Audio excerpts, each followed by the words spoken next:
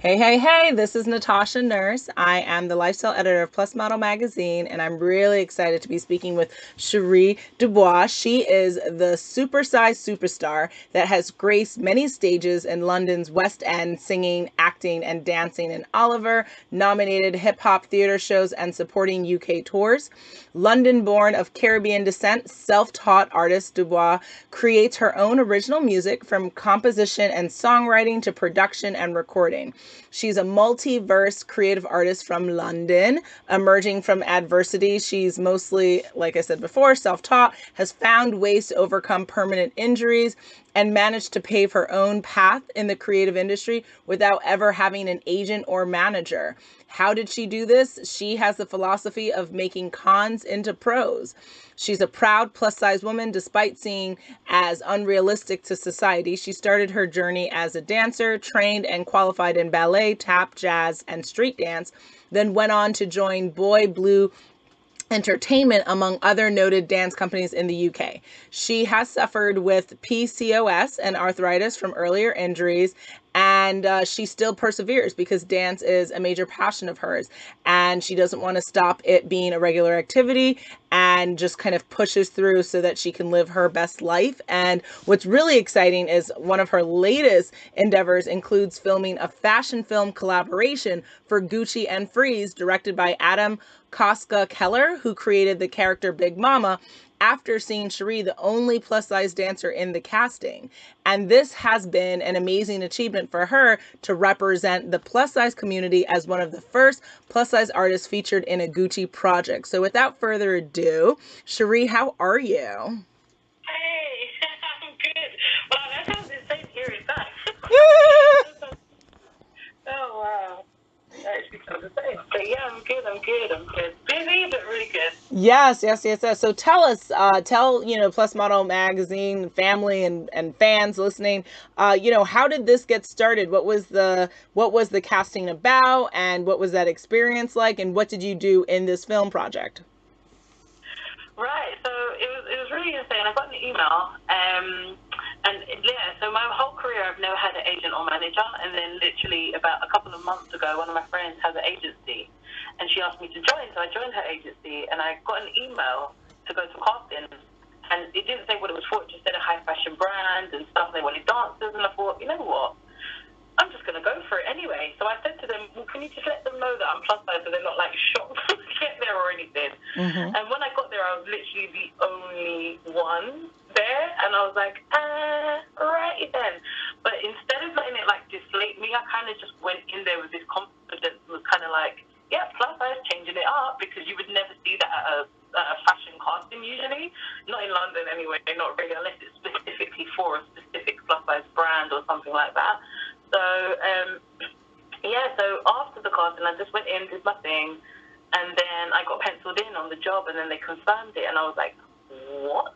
But I was so shocked. And then when I got there, I realized I was literally, they made a character. I was called Big Mama. Like, obviously it's a short film, so it's only a minute or so long, but it still was so cool to be incorporated in something like that. I had like vintage Gucci earrings and stuff, and it was just really cool to be a part of that process, knowing that, especially in this country, there's not much diversity like that, especially for high fashion brands like Gucci, who don't currently make plus size clothes yet as well. So that was also quite a first and quite interesting.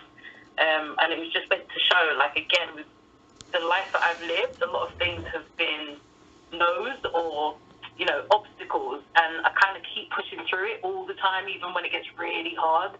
And it's a struggle sometimes, because when it's constantly told no because of how you look, not because of your talent, or, it's just a bit like, well, why? Why are we still living in a world that's like this? But now there's been so much change. It's just really cool to just kind of have my little, like, stamp on one little moment so far that has really made a difference, I think. And I just want to inspire others, and I feel like people seeing that and seeing, because I'm not your conventional, like, I have smaller legs, a big belly, like big boobs. Like, it's quite cool. Like, I love it. I find it really inspiring, and just shows diversity of what we can actually achieve and what we can do. So how did dance become such a passion of yours? When did that start in your life? Oh, Gosh, when I was like a kid, I used to like, my parents are from St. Lucia in Jamaica, in the Caribbean, so a lot of reggae, soca influences and things like that, but then also like old school hip hop, R&B. I was always dancing, moving around. There was always music, because music is my main passion of life, and dance is like a part of expression of that. It's like, I say it's like what feeling looks like, and music is what feeling sounds like. So, like, for me, dance, I always was dancing around, didn't know what I was doing. I was always moving. And then my mom put me in dance school when I was, like, 10 or something. And I started to do ballet and stuff. And I've always been a big girl. I've always been plus size. I've always had thick thighs. I've always been chunky. Always had a belly. But I was so passionate about it. I was like, I want to do it anyway. I had so many people look at me crazy. Like, but I can I can do point work. I can stand on my toes. Like, all kinds of things. I can still do the splits now and all kinds of stuff because of it. But yeah, I just love expression. I love creating, and I just love dance. And when you were growing up, and you would, I'm assuming, since you are self-taught, you didn't necessarily have to try to prove yourself in like dance classes and things like that? No, well, yeah, I did. That's the thing. So I'm self-taught in a lot of stuff. The one thing I did train in was dance. That's the one thing I got. Ballet qualifications, tap, and stuff like that as you were saying from my bio. So I did train in dance, but everything else was self-taught. So I did have to like put on the leotards and the tights and do exams and be judged and stuff and be looked at and still do it anyway, sort of a thing. And I mean, I've known a lot of dancers in my time that have stopped because of that. I made that the reason I kept going. Just to prove a point, and because it's not the point. Like, I want to be able to do anything, and my mum always told me I had to dream. So why would I not at least try? You know. So I just kept trying anyway, and kept doing it, and despite anything, I just kept going. And yeah, I love it now because I love being underestimated. I love people looking at me and going, oh no, well, what's she doing here? And then I do something, they go, oh, and I love that feeling because I made that for myself, if that makes sense. So it's kind of like, yeah, it's a real spin on the other side to it, which is being really depressed or feeling really down about yourself and stuff. Like, coming through any of that and seeing the light at the other side and kind of going, you know what? I'm in control of my destiny. I'm creating the path for myself here. Why not? If I didn't attend that costume just because it didn't specify anything about size, but because of the word fashion, high fashion, I could have easily been turned off of that and not gone for it at all. And if I hadn't, then this wouldn't have happened. So it's like those moments in life where you have to just kind of trust your instincts and kind of go with the flow.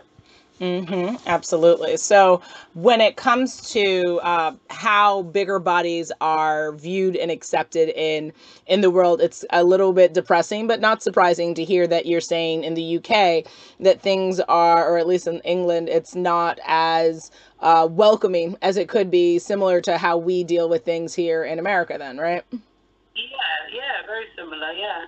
But even, for example, I mean, there are things that happen out here. There are a lot of changes and stuff, but in America, like even your magazine, for example, I remember from like years and years ago, I used to kind of like on the blog circuit, I think it was Blogspot or one of them, or Tumblr even, you guys were running from then before you were like a major magazine, you know, like it was, and I used to follow it from then thinking, geez, we need stuff like that out here.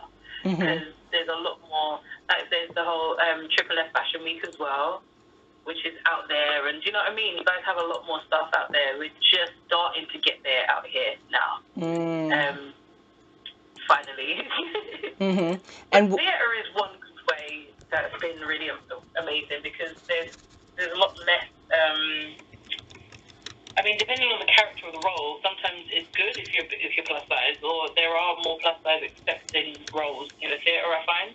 Especially musical theatre. Yeah, like Broadway and stuff, like in New York, our West End is like your Broadway sort of thing. So, yeah. Gotcha. And what would you say are some of the driving forces in England that kind of force or promote anti-body positivity or fat stigma? Ooh, like people that promote, you say like as in against it or for it?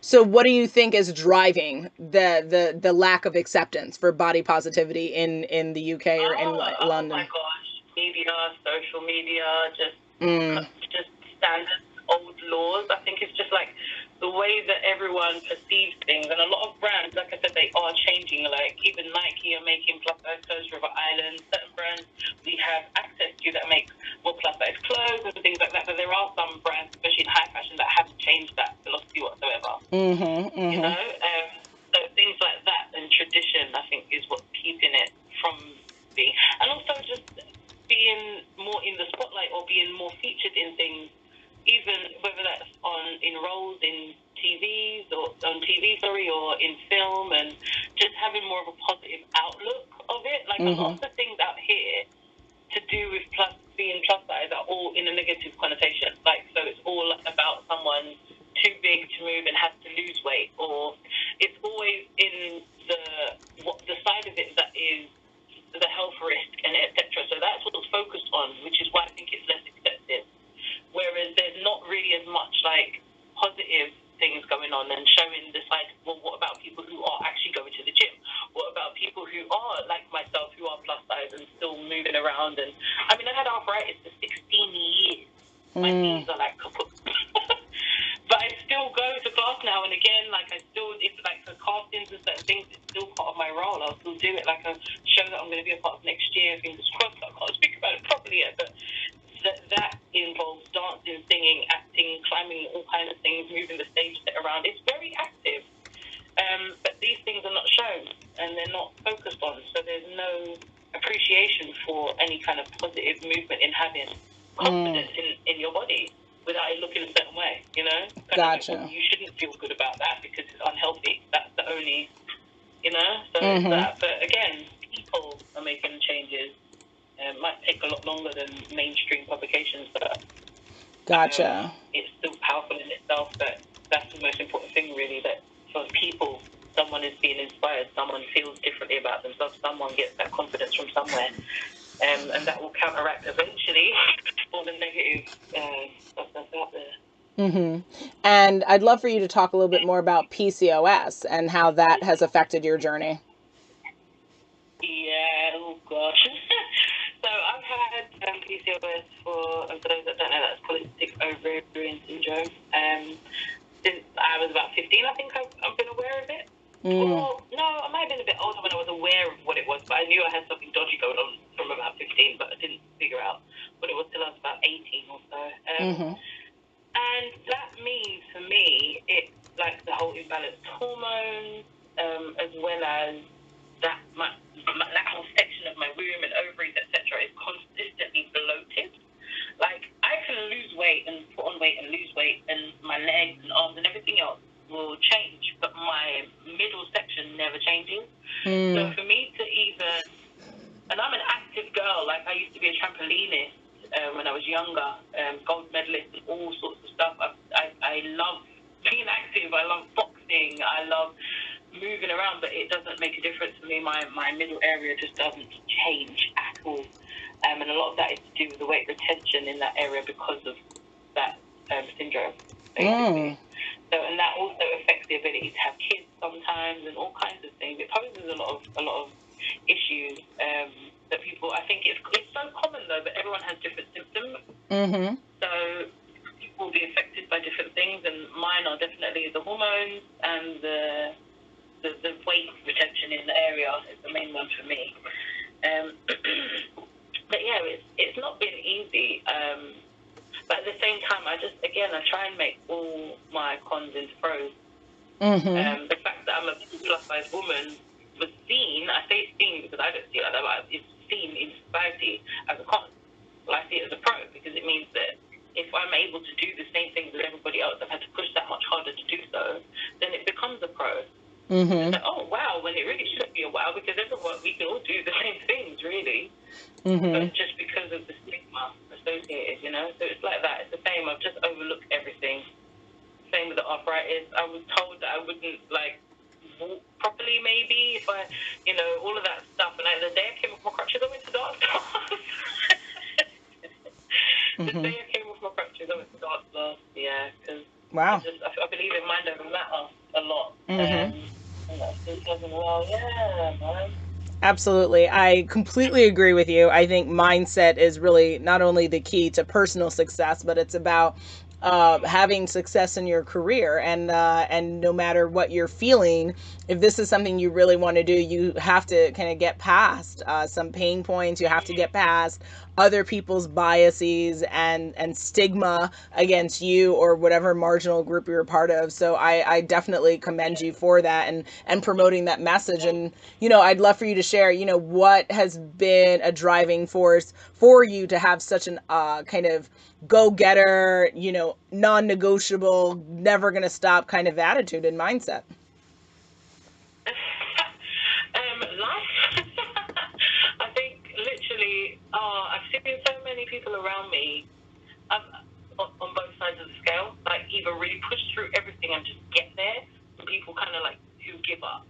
I've seen both sides of it, and for me, I just have this fire inside me. I've had it since I was a kid, I say that it's like the light can go dim, candlelight can get like dim, but it never goes out.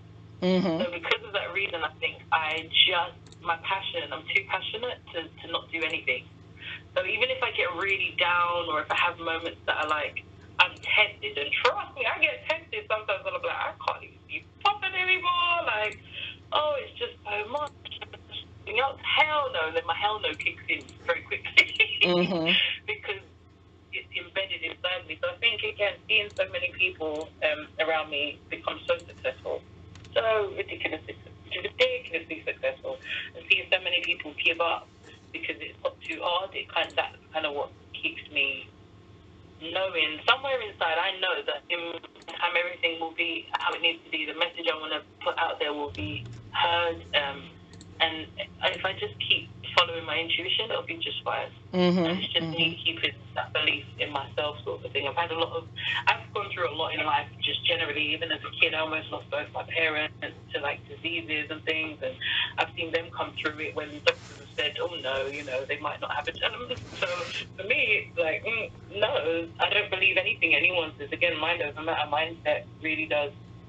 And it's proven that to me in life, so it literally keeps me going now.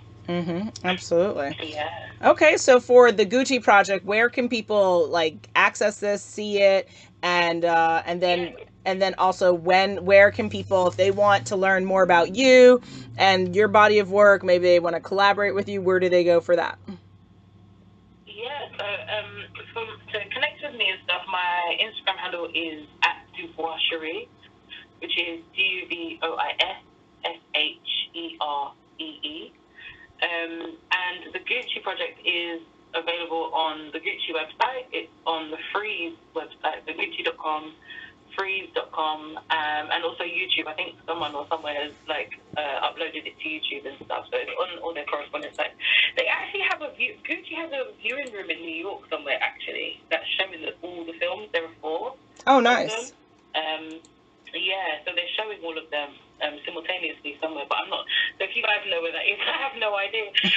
But there is like a Gucci cinema room somewhere in New York, apparently that does that, and they're showing it in Gucci Garden in Florence, in Italy as well.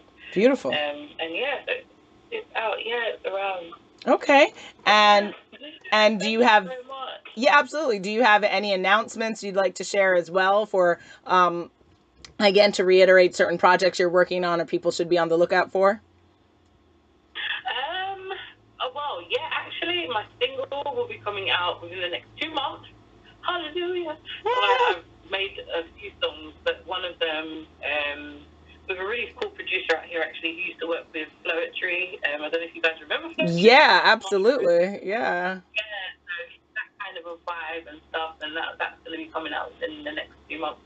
I'm just waiting for the masters right now, and I'm getting excited about it, because, again, I've been someone who loves success but didn't like fame. So only now am I finally kind of saying, you know what, again, everything in its time. So, yeah, I'm just going to the music's going to be coming out soon, which is super cool. And also a short film that one of my best friends actually is working on, but I'm doing a lot of the sound and stuff for, should be out shortly also. Very cool. So, yeah. Very cool. And I guess really cool. last minute words of advice you have for anyone who, they want to dance, or they want to do something creative, but the world is telling them, that's not for you. What would you say to that person? F it and do it anyway. Literally, do it anyway, because put it like this: life is just too short. We what if everything all the time. Whether it's like a guy you want to talk to, whether it's a job you want to change and do something else, you kind of go, oh no, I'm used to normality. No, this is not how it's supposed to go. I'm supposed to do this. Sod all of that, because if you were hit by a bus tomorrow and you didn't get to do any of it, it would be so much better to know that in every moment you tried to do what you could. You lived in the moment and you just did it anyway. Like, sod what people think, especially like if it's dance classes, because I know what it can be like. Mm-hmm. Or if you're like plus size and want to do them, look up the teachers who are doing specific body parts, especially in America. Like, oh my gosh, Curves with Moves. Jessie, I think her name is. She does stuff about that all the time. And yeah, just go to a class that you feel comfortable in, find a space and the energy, and just do what you want to do. Because not doing it is not doing anything for anyone except you. It's only hindering you by not doing something that you want to do. So I just say do it anyway. Just take a deep breath and exhale and just go for it, man. I love it. And, I completely agree. I think that, not only is life too short and not to do what you want to do, but what kind of life are you living if you're not living a life for you, right? I think that to me is probably the most challenging and saddest thing that I hear. And, in this time of the year, people get more depressed, and, mental health becomes a bigger issue. And I really do think a part of that is based on or connected to the quality of life that we're living. So yeah, I encourage everyone listening to, to really take a step back, look at the life that you're living. And if you want to make a change, ask yourself, what am I waiting for? And then take action, create your action plan, and get out there, because the world will be a better place with your creativity and your beauty in it. So hopefully, everyone, hopefully,